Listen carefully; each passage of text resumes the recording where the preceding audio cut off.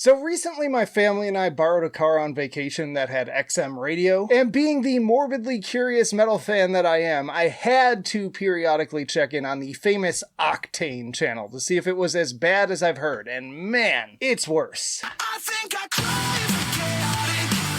I don't taste the pain when I stay neurotic.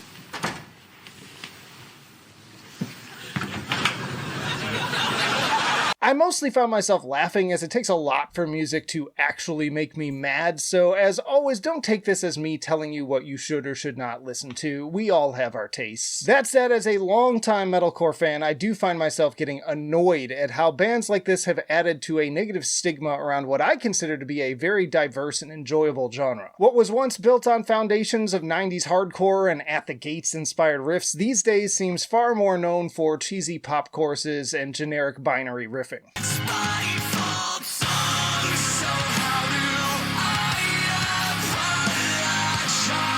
apologize? For those of you scratching your heads right now, I should probably explain what Octane-core actually is. I've seen different definitions floating around, sometimes as broad as simply radio-friendly metalcore. By all means, I'd love it if you shared your own definitions and best song examples in the comments, and Nick Nocturnal also made a funny short about how to make it. Butt rock riff. Synthify the riff. One note lead. Electronic verse.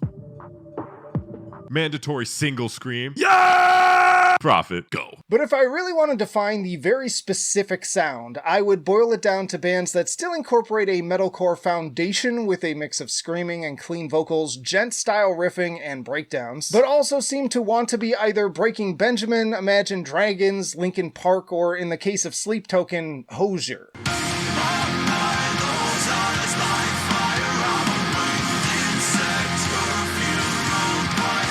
Butt rock for core fans, that is of course named for the Octane XM station because they almost exclusively play these kinds of bands. We're talking bands like Wage War, I Prevail, Motionless in White, Beartooth, Bad Omens, Falling in Reverse, Memphis Mayfire, and While She Sleeps. Generally, the songs aren't terrible, but listen to the station for more than 30 minutes and you've basically already heard every song they will ever play. Blown out pop production, forgettable guitar work and electronic backing tracks, melodramatic clean vocals with a false sense of urgency, sometimes bad white boy rapping or SoundCloud style rapping, and corny lyrics abound. In other words, bland, generic, and way overly polished music that feels like it came off of a major label assembly line. It's like the elevator music of metal. Metal that plays when you are on hold.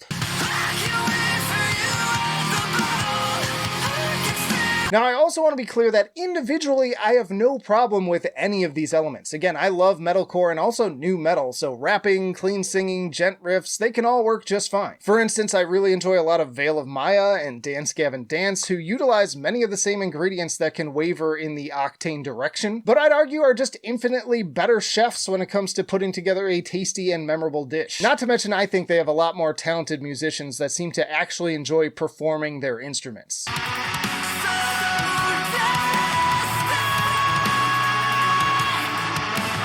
So it's how Octane-core brings these elements together in the most boring and predictable ways that is the issue for me. It almost feels AI generated to an extent. Zero personality that's just been finessed to death in the studio to the point that it barely feels human anymore. Don't ask questions. Just consume product and then get excited for next product. And even that would be fine because I can take my own advice and just say, if you don't like it, just don't listen to it. But again, unfortunately, when I see this becoming the reason why so many people won't even try any metalcore when there is so much more than this sound out there, it bugs me.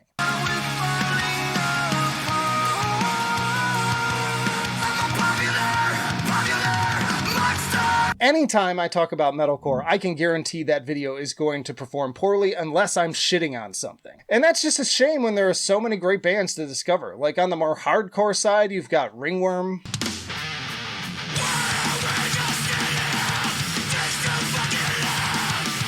one of my personal blueprint setters, Poison the Well,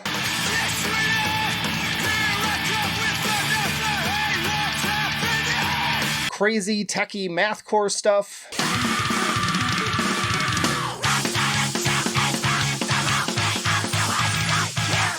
heavy and hard like Jesus Peace and Harm's Way,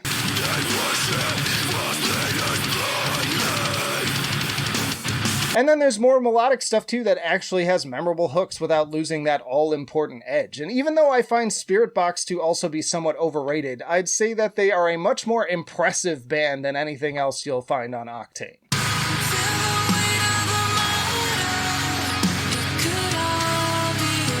So I guess my point here is, one, I think this shit sucks, but at bare minimum, it would be nice to mix in some more variety so as not to give the wrong idea of what metalcore is as a whole. Two, and potentially related to number one, it's also really disappointing to see bands I previously enjoyed like Architects and more recently even Polaris trend towards this sound, seemingly because that's where the broader audience has been funneled to.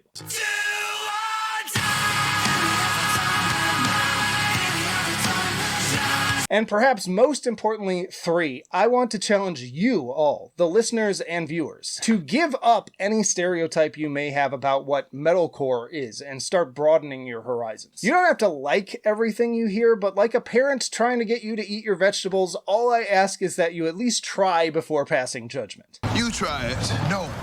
Don't judge a book by its cover and all that shit. As I've said before, imagine if someone told you all death metal sucks because they've only heard 6 Feet Under. Dear God. No genre is defined by one set of bands. So y'all go out exploring. Check out this video for more suggestions or this playlist to explore some of my favorites in their full discography format. Hit the like button if you enjoyed the video, consider subscribing if you're new here, and that'll do it for now. Flight of Icarus signing off. I will see you in the trenches.